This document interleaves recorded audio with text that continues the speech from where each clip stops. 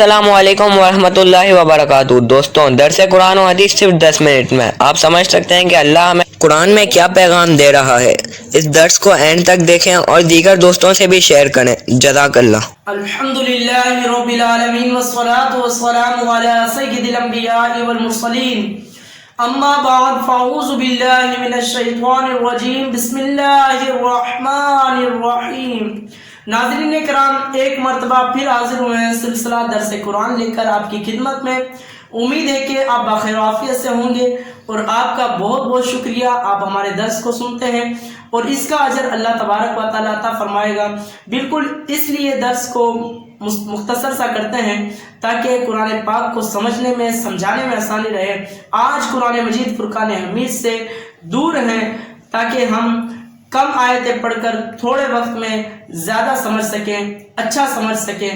علم دین سیکھنا فرض ہے، طلب العلم فریضۃ علی کل مسلم، ہر مسلمان مرد اور عورت پر علم دین حاصل کرنا فرض ہے، اور افضل علم قرآن کریم کا ہی ہے جو ہم سیکھ رہے ہیں۔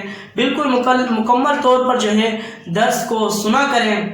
حضور سید عالم صلی اللہ علیہ وسلم نے فرمایا تھا کہ قرآن مجید فرقان حمید لوگوں کے لیے ہدایت کی راہ ہے، جو اس کو پڑھے گا وہ ہدایت پا جائے گا۔ اللہ تبارک و تعالیٰ نے بھی قرآن مجید فرقان حمید میں یہی ارشاد فرمایا ہے، اور حضور علیہ الصلوۃ والسلام نے بھی ارشاد فرمایا تھا کہ لوگوں، میں تمہارے درمیان دو چیزیں چھوڑ کر جا رہا ہوں، ایک احادیث اور قرآن مجید۔ اگر تم نے اس کو چھوڑ دیا تو بہت جلد گمراہ ہو جاؤ گے، اگر مضبوطی سے پکڑ کر رکھا تو کوئی بھی تمہیں گمراہ نہیں کر سکتا۔ تو آج ہمیں قرآن مجید فرقان حمید کو سمجھنے کی، پڑھنے کی بہت ضرورت ہے۔ آئیے سماعت کرتے ہیں کہ اللہ تبارک و تعالیٰ نے سورہ بقرہ کی آیت نمبر 120 میں کیا ارشاد فرمایا ہے۔ بسم اللہ الرحمن الرحیم۔ ترجمہ، اللہ کے نام سے شروع جو نہایت مہربان رحم والا ہے۔ وَمَن يَرْغَبُ عَن مِّلَّةِ إِبْرَاهِيمَ إِلَّا مَن صَفِيَ نَفْسَهُ وَلَقَدِ اصْطَفَيْنَاهُ فِي الدُّنْيَا وَإِنَّهُ فِي الْآخِرَةِ لَمِنَ الصَّالِحِينَ۔ ترجمہ، اور ابراہیم کے دین سے وہی منہ پھیرے گا جس نے خود کو احمق بنا رکھا ہے، اور بے شک ہم نے اسے دنیا میں چن لیا، اور بے شک وہ آخرت میں ہمارا خاص قرب پانے والوں میں سے ہے۔ آئیے سنتے ہیں کہ کون جو ہے قرب پانے والا ہے خاص، اور کس کے بارے میں فرمایا ہے۔ وَمَن يَرْغَبُ، اور جو منہ پھیرے۔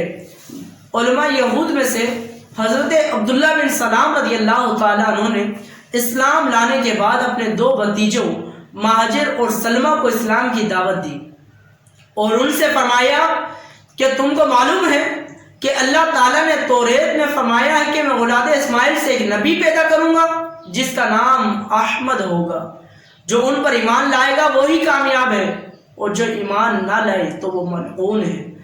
عبداللہ بن سلام رضی اللہ تعالیٰ عنہ نے فرمایا کہ جو ان پر ایمان لائے گا وہ کامیاب ہے، اور جو ایمان نہ لائے تو وہ ملعون ہے، اس پر لعنت کی گئی ہے۔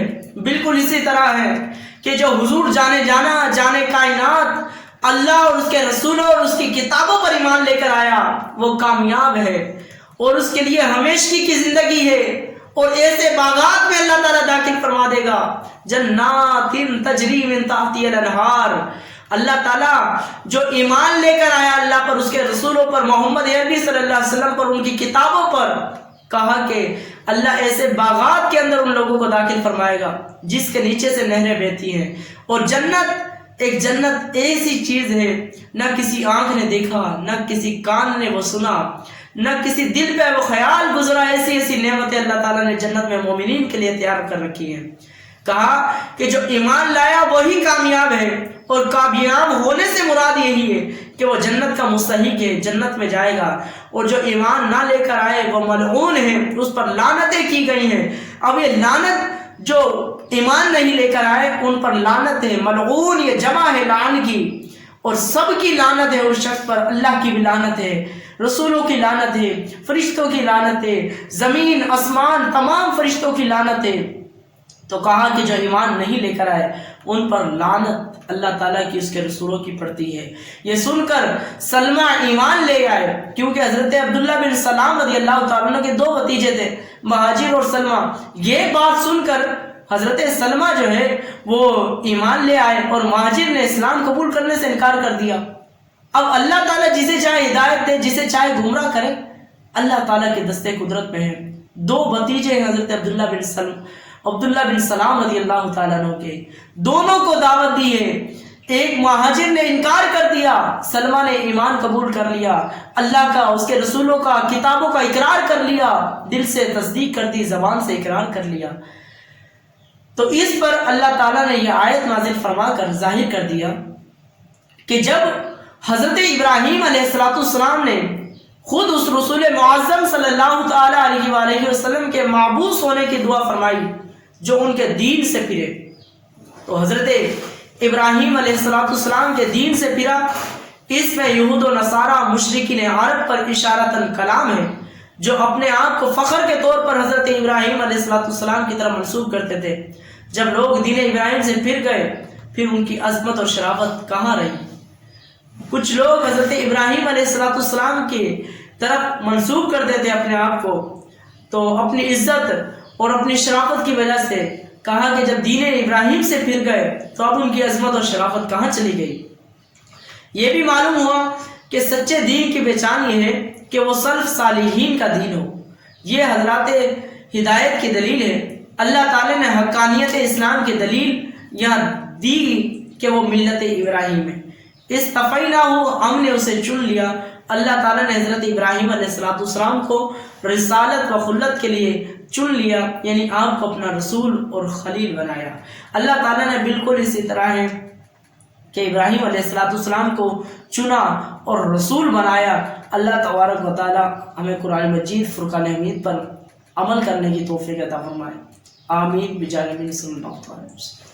برائے مہربانی اس ویڈیو کو لائک کر دیں، چینل کو سبسکرائب کر کے بیل آئیکن دبا دیں تاکہ آپ کو آنے والی ویڈیو کی نوٹیفیکیشن ملتی رہے۔ جزاک اللہ خیرہ، اللہ آپ کو درس دیکھنے کا اجر عطا فرمائے، آمین۔